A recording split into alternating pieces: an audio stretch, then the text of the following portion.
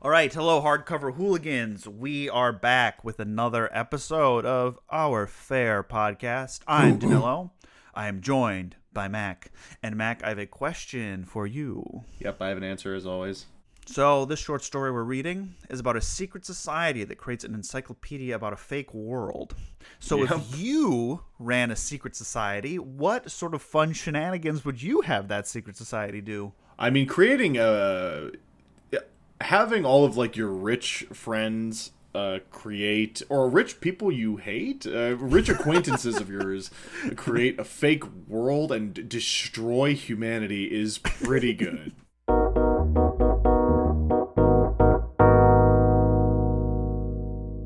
That is really good. It's the Illuminati. I would also start the Illuminati, I think. So, we are reading a Jorge Luis Borges short story, our third one. To complete the trifecta. Yes, we've read three of them. They're all sort of about. I chose them because they're all sort of about like books or literature in some way. I mean, Borges has a lot of those stories, but I think these are particularly interested in like the literary. And this is also the longest one we've read so far. Yes, this is one of his longest stories. Previous episodes, we read The Library of Babel, and then we read Pierre Menard, author of the Quixote. So if you're interested, go read those. There'll probably be some things that tie back in, similar themes, compare and contrast, like on your 7th grade English tests. We'll be doing that. So this story is called... Now, hold on. Yep.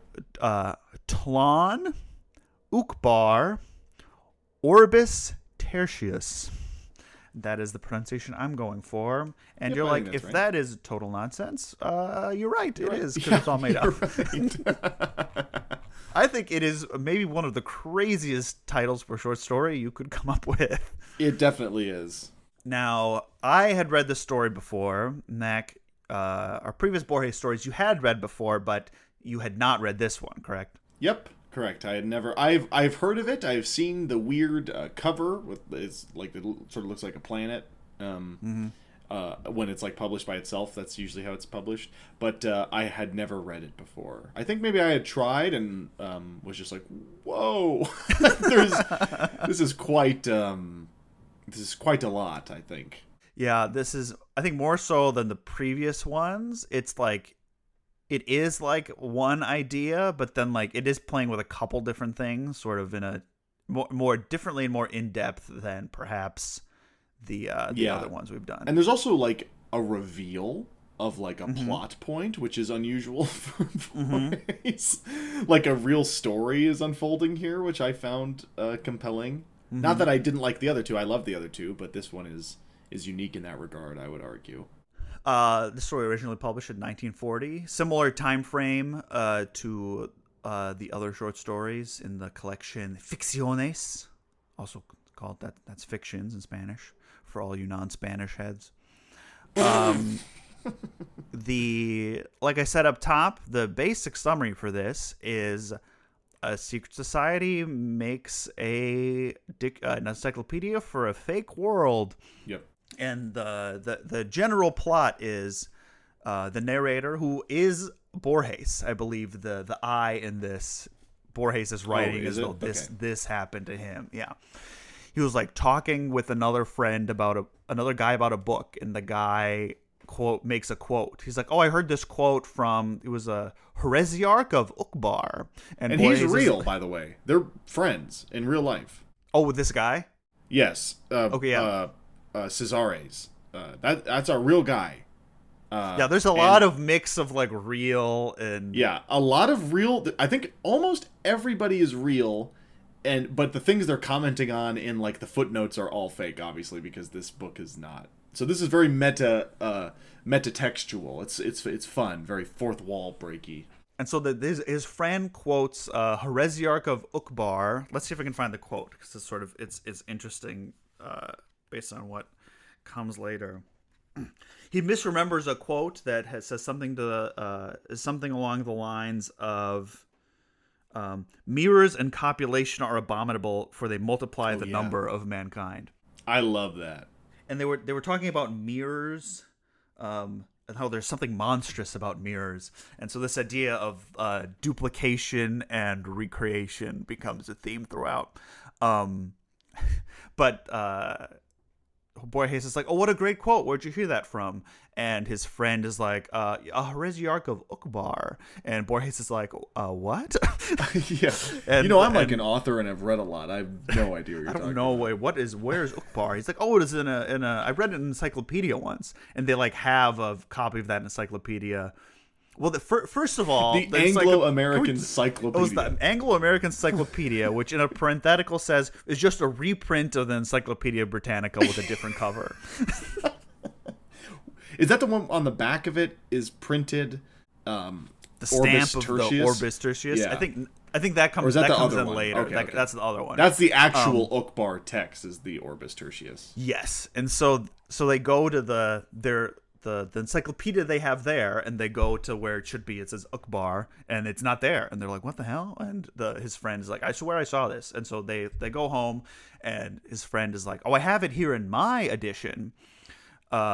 There's just this country called Uqbar, and it like references mountain ranges that don't exist and like other countries that don't exist and have no other right. reference. They think it's like it's either in like Iraq or like Asia Minor, which is like Turkey. They're like, but they don't know for sure. They're trying to like put it together based on like language and contextual clues, but as it's becoming clear, this is not a real place. I mean, obviously, like, you would know that reading it. You're like, this is not a real country. So obviously they're not going to find anything about it.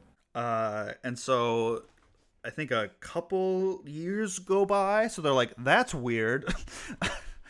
And then a couple years go by, Borges' like friend, and this guy, as far as I know, is fake, named Herbert Ashe, dies. And they discover that he left a manuscript of a book in like a pub, and so Borges like goes and gets it, and it is the 11th.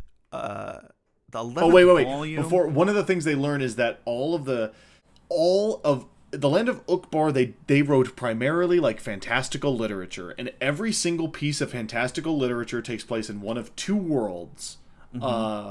Milanias or Tlön, which is where we don't get any information about the other world, but we get Tlön, and then so he finds this book in the pub. I didn't mean to interrupt you. Oh no, you're fine. It's so hard to talk about this in order. I'm just gonna go through the big points because there's so many like recursive details. So he finds this is an insane story. Like, the other two, I think, from a top-level overview, are pretty easily digestible. This is fucking crazy. Because, like, every detail has, like, something that subverts it later. Like, it's, like, the meta of the meta of the meta. Which it references, because he makes references to, like, the Arabian Nights. And then, like, the encyclopedia had 1,001 pages. Uh-huh. And you're like, insane. But he finds an encyclopedia. There's an imprint of like a stamp that says Orbis Tertius, and like we don't know what that is. But he talks with his friend. The thing they find is the first encyclopedia of Tlön, volume 11, Hlair to Yanger, and you're like, well, what is that? So they realized that this is like encyclopedia, like from another world that doesn't exist. So there's like, this world has its own botany, it has its own math, it has its own history, its own geography, its own references to events, its own language, etc., etc. And the place where this whole second section is about Tlön and how all these languages and the thought of Tlön, and the idea of this place is that their language and philosophy like doesn't reference material things. They like don't believe that the material world is like relevant, and their like language reflects this. So their There's like two, like, okay, so there's two languages in this world. Right. In the northern part, they don't have nouns. It's like all verbs. Like they don't say like, that's the moon. They say like, it's mooning. Yeah. And then the southern hemisphere, it says everything. It doesn't have nouns. It just has adverbs. So like moon would be like bright, round sky or something. Mm-hmm. And how this, I don't think infects is too strong of a word, infects the worldview of all these inhabitants of Tlön, which again, I'm going to step back again, is a fake world, right, in this encyclopedia. It's like they found a fantasy novel and are talking about like the magic system or whatever. Yep.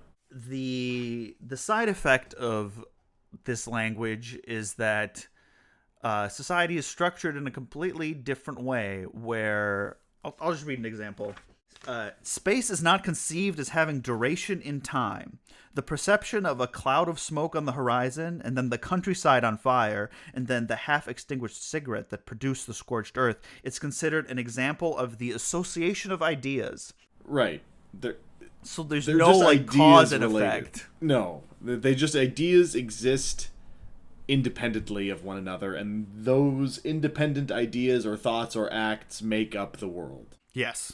Another example is a thought experiment where on Tuesday, X is walking along a deserted road and loses 9 copper coins. On Thursday, Y finds insane. 4 coins on the road. Their luster is somewhat dimmed by Wednesday's rain.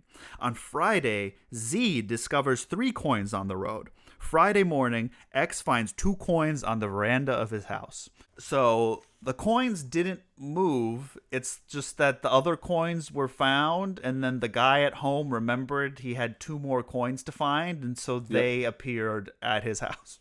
And those objects, the seemingly duplicate objects, have their own name. Mm-hmm. They're like Hronir or whatever. Hronir, yes. Yeah. So the Hronir, again, another step back. This is in a fake encyclopedia about a fake world in this story. Found by a guy who is a fictional friend of Borges, who died of a brain aneurysm in a bar and left his notebook there, or a book he was reading there. A copy of this thing, something. So a Hronir is, because time in this world is like, materialism doesn't matter, just like the thoughts matter. So like someone could find a coin, but then if like the other person didn't know that person found a coin, that other person could find the same coin. Yes. So it's the same object, it's just like a copy of the object. This is called a Hronir. Right. Where it's basically like a mental copy based on expectation. And the story talks about experiments that have been run to try to create. Yeah, there's like excavation. Hronir. Yeah, it's insane. They go to a prison. Now, this is when it becomes unclear. Are these experiments being done in Tlön, or is this in our real world? Don't know. That's when it starts bleeding together, which I think is really cool, because that's part of the end of the story. Yeah, it's like if Tolkien was like, no, actually, you know what? He's like, I think we could make the fucking One Ring. And you're reading and you're like, wait a minute, is this real? Is this actually someplace? And then you're like, oh, surely not. And then this book becomes so widespread that you just sort of look to your right and Barad-dûr, the tower, has been erected, and there's an invading force of orcs and goblins. It's wild. Joe Biden starts trying to forge the One Ring. And you're like, what's happening? But yes, they do like this experiment where they're like looking. I think I can explain it. Yeah. Please. So they're like, since these Hronir are based on like expectation and incomplete knowledge, they do an experiment where they go to a prison and they like show a bunch of prisoners pictures of like fake artifacts that might be found in the area, and they treat it as real, and then they have like the prisoners like try to excavate these artifacts with the hopes that their expectation that they're going to find something will unearth something, but they're like, it's like it didn't really work. They're it like didn't manifesting. really work. We found like part of an arrowhead, and like the best we found was like a gold mask. Yeah. They found like a dead guy. They found like a dead king with like an imprint on his chest. Of like a text that hasn't been deciphered. Yeah. Yeah. Because also, like, finding the dead king with the ancient text, like, their belief about authorship is that all books exist concurrently and are written by the same person because there's no such thing as acts that predate or succeed something, so they must all exist at once. So finding the king, a dead guy with, like, a language they don't understand, written on his chest, like, drives people crazy. It's wild. Yeah, it says, in this world, it has been decided that all books are the work of a single author who is timeless and anonymous, and literary criticism often invents authors. It takes two dissimilar works, the Tao Te Ching and 1001 Nights, for instance, attribute them to a single author, and then, in all good conscience, determine the psychology of that most interesting homme de lettres. Which is interesting because we talked about last time on Pierre Menard, just like pretend this was written by some person. And that's what they do in this. Yeah, they, it's like, definitely a recurring theme. In this world, they just like take a text and like, what if, what is, wouldn't it be interesting? How interesting is this person that they wrote these two things? And what does that mean? Right. It's way more interesting that one person wrote both of these instead of two people with separate experiences wrote two separate works. Right. They also talk about like counting and the definitiveness of objects, and where like on Tlön, the fact that several persons counting the same quantity come to the same result is for the psychologists of Tlön an example of the association of ideas or of memorization. So it's not that there's like an objective reality, it's that like they memorized that there's seven things, therefore that's the only reason there are seven things. There's not actually seven things.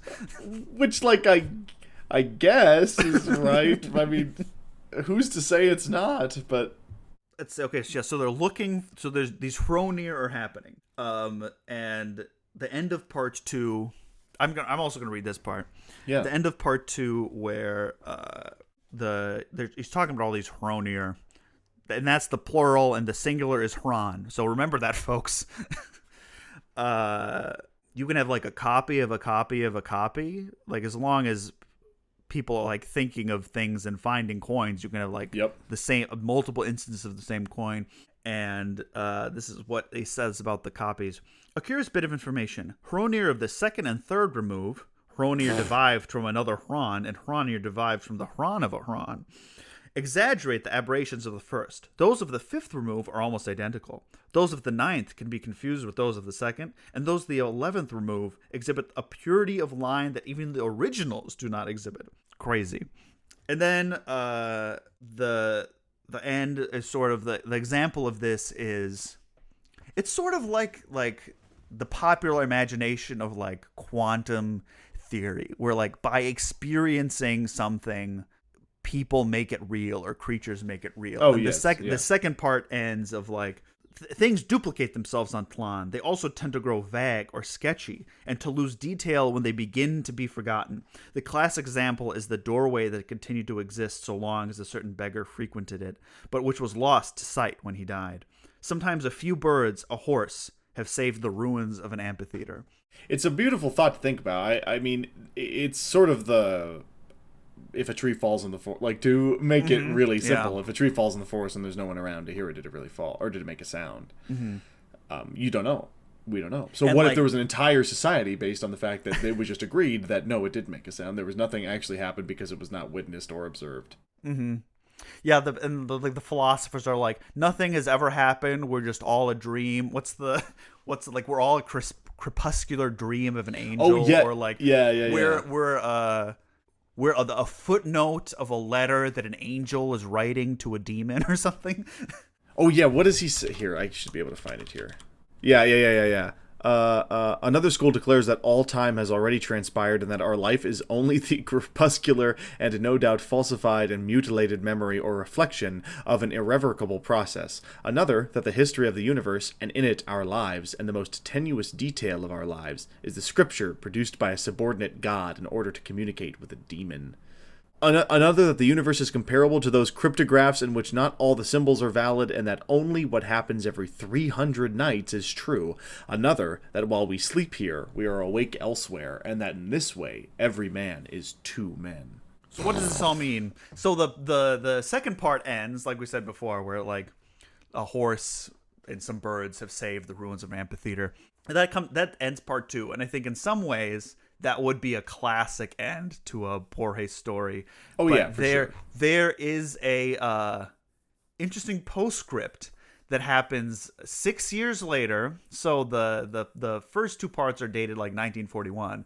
The second part is dated 1947, and he says that like the rest of the encyclopedia in the previous years. Let me update all my readers. In the previous years, they found the rest of this encyclopedia. We found out that a crazy American billionaire has been hiring experts to create this world because he's an atheist, but he also wants to create a world where Jesus Christ didn't exist. Yep. Yes, he does. And also, originally it was just a fun project by a bunch of guys who couldn't figure it out, and then this slave-owning southern billionaire was like, actually, we should do it for real, and we should keep it a secret, and we should run the world with it. They're like, okay. And it will take more than one generation to come up with this.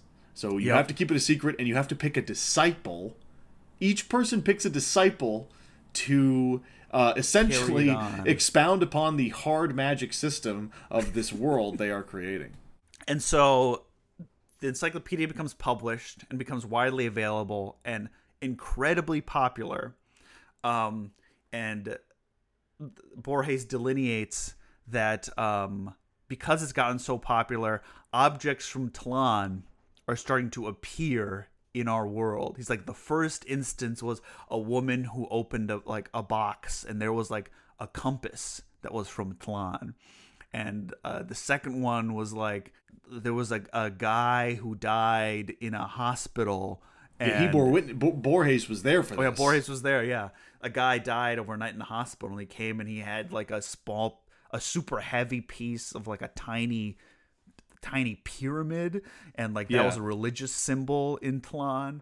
He ends the story by saying Tlön has like slowly infiltrated our world, and because all these items are like the Hronier, because like it's such in the public imagination because the encyclopedias have been published, that these items from this fake world start to appear in the real world, and the story sort of ends where this fake world is sort of becoming our real world, and the world is becoming Tlön.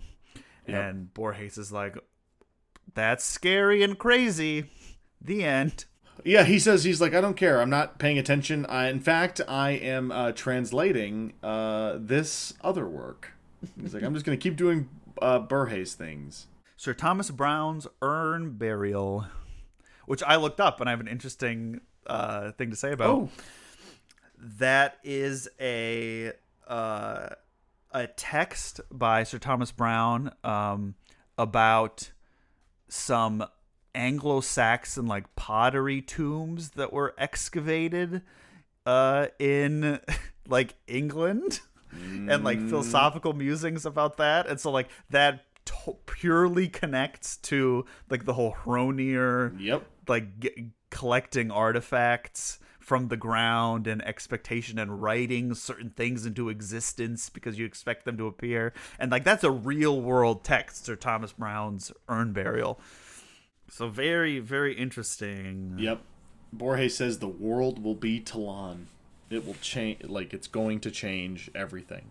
It's like if Marvel movies swept the nation to the point of we just made Captain America. Fuck it, we're gonna do it. So, Mac, that is the broad strokes of the story. What do you think?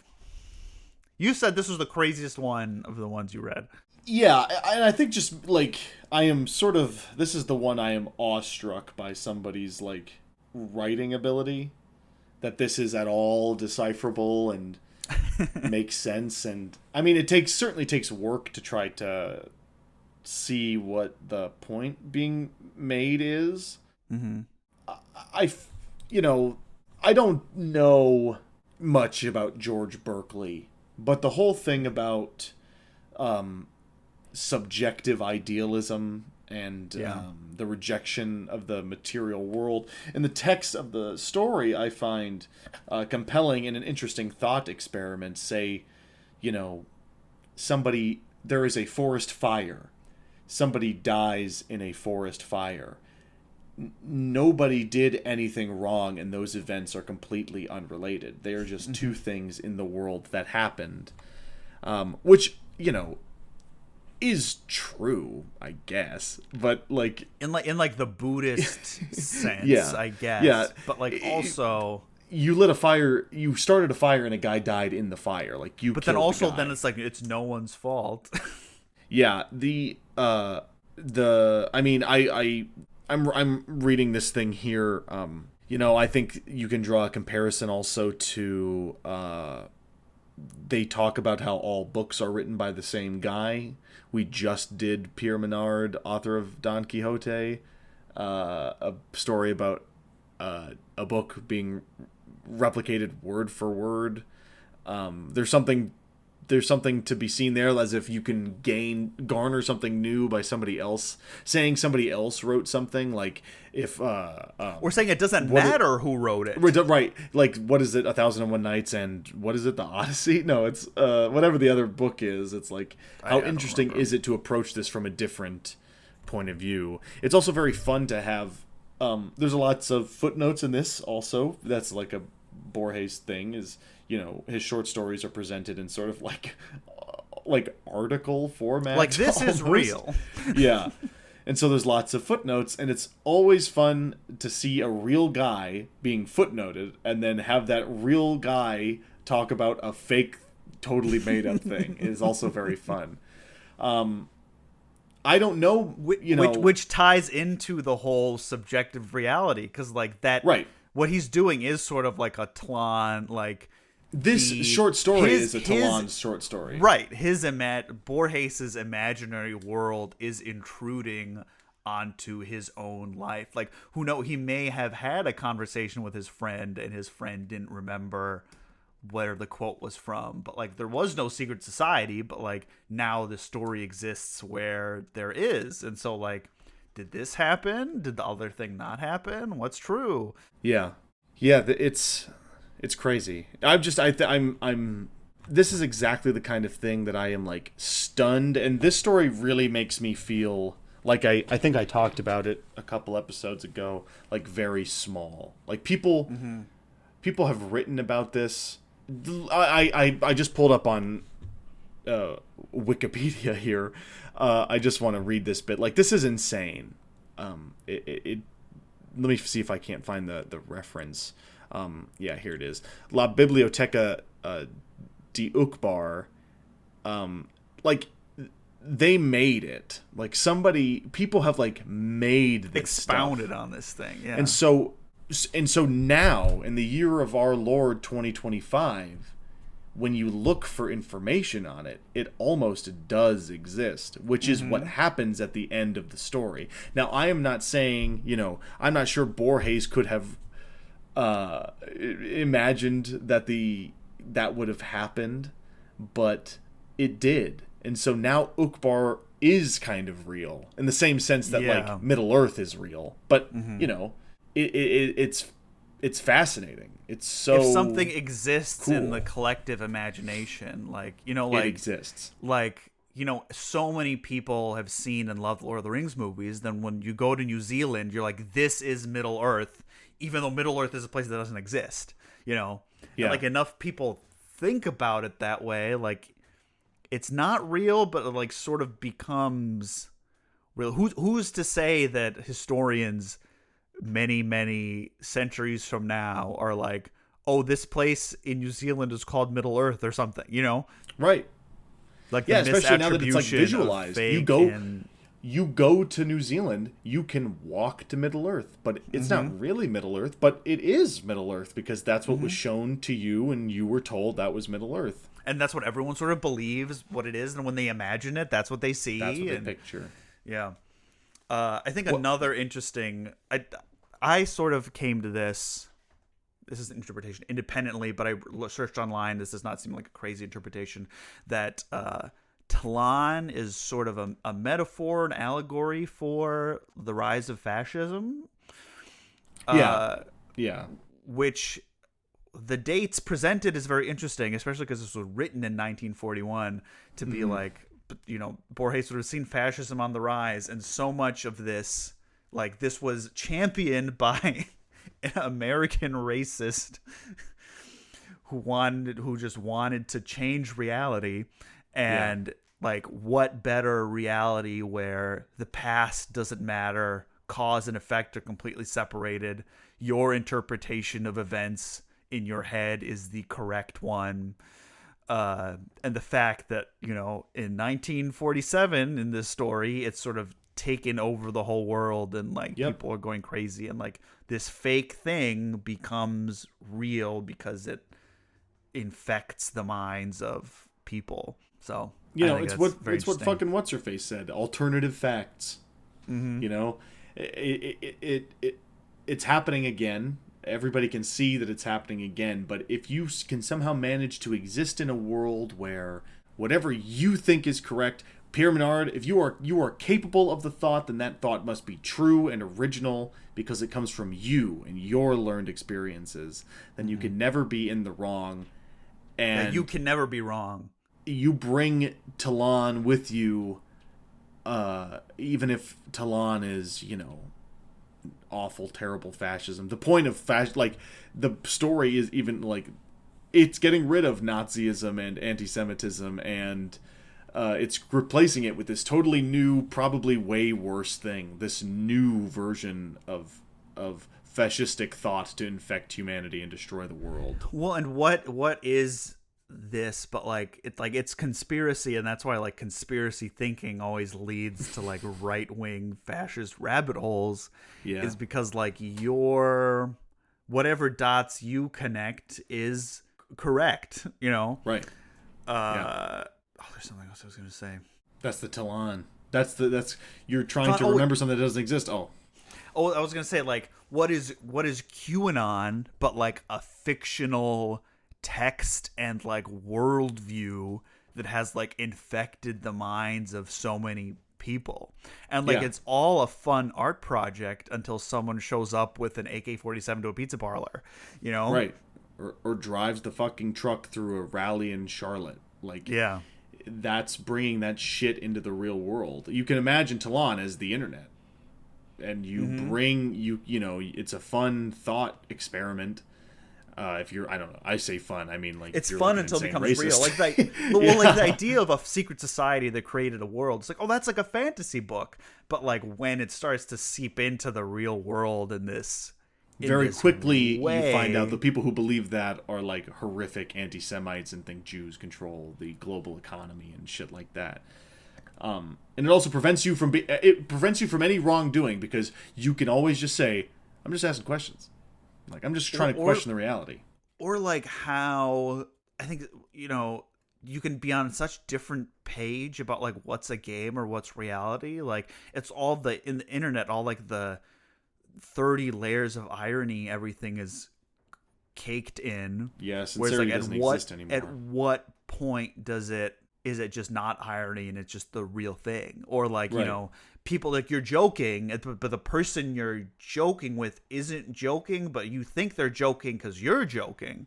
And so then like, what is real? Like, but then at what point what point are you not joking anymore? There's a genre of TikTok video exactly like that, where it's like it's a bunch of people trying. When the first person cringes is when the video ends, and it's like trying to be the most cringy. And there's so many of them that video in itself becomes cringy, and you lose any sort of like metatextual move trying to be made. You become the thing you're trying to critique. The abstraction that he talks about, the Hran becomes the Hranier becomes the Hran becomes the Ran becomes the thing, the thing we're getting to. Yeah, which like is the Hran thing is like memes and information at this point. Yes, because like the fucking government office is called Doge. Like, it's happening. where at some point there'll be an Doge, and that'll be perfect. It will be perfect. Well, it's the same. Like you come across a TikTok, and it's like such an obvious piece of like AI disinformation that it's funny. And so you're like, Right. This is hilarious because it's so absurd. Right. And then you like it because you're like, this is just funny. Everyone else has to be on the same page that this is so absurd, it's hilarious. And then you go into the comments and like there's people thinking it's real. And then you're like, are they joke? They must be joking. It's so funny to think that this thing is real. But then you don't know if it's real or not. And I think there's something about the Encyclopedia of Tlön being so widely disseminated and everyone able to have their own interpretation that like that lends itself to this sense of unreality where like you can interpret it however you want because it allows you to interpret it however you want, and you have this fracturing of meaning and reality, and that's what's happening. It's crazy. It's crazy how relevant these Borges stories we've read are. Like even more so in the last year or 2 years. It's crazy. Yeah, they're wild. What a compelling, it's a trip to read shit like this and bring our own worldview into it, especially, how if everything was peaches and cream, I'm sure we'd read this and be like, oh, what a funny thought. How fun. But it's like, no.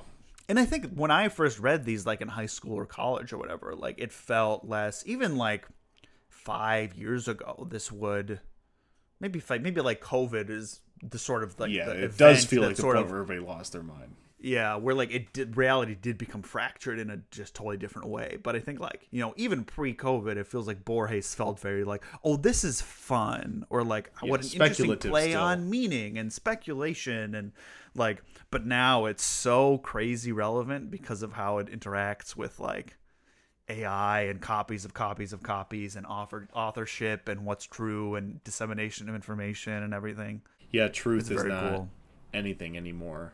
Mm-hmm. I've gotten so much more out of the stories we've read living in this current moment.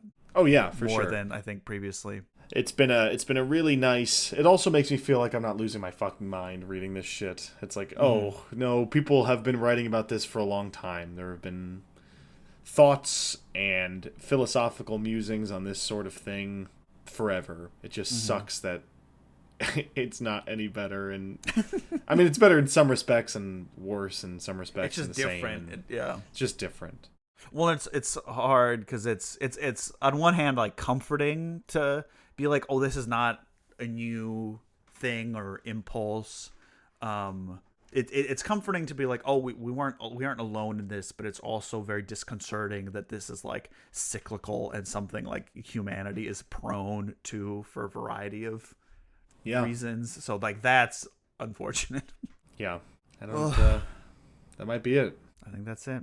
Oh, or I think it's Orbis Tertius is the name of the secret society. Yes, it's like third world.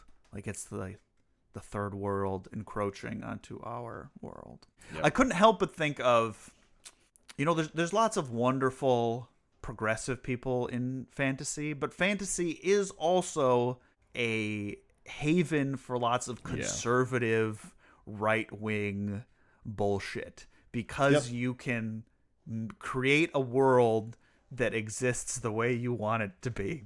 And this is sort of a critique on that as well. And I think that's kind of interesting. Yeah, I mean, genre fiction writ large, if you're just making up a world, it's going to be a pretty stark reflection of you. Just like Tlön is a reflection of the people who created it, where reality doesn't matter. No one can take responsibility for anything. You're always right. Because if you did, you did all this terrible shit, this fucking slave owner, your mind would explode. Mm-hmm. Like, you have to commit to being the evil.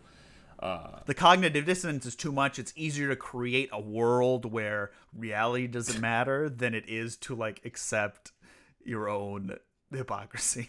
Man, books are cool, huh? Yeah, pretty cool. Pretty cool. Well, if you want to be pretty cool, you know what you could do. You could leave us a 5-star review on your podcast platform of choice.